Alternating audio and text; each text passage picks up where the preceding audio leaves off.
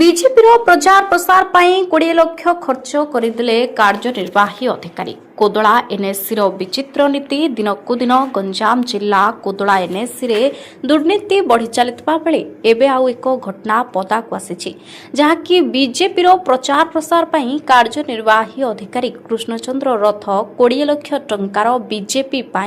खरखरी निकटरे गोटे और हाट तोटा निकटरे गोटे वेलकम गेट करी एही टंका खर्च करिसंते और सही गेट रे बीजेपी दलीय चिन्ह लगा जाइछि बोली अभियोग करिसंते काउंसिलर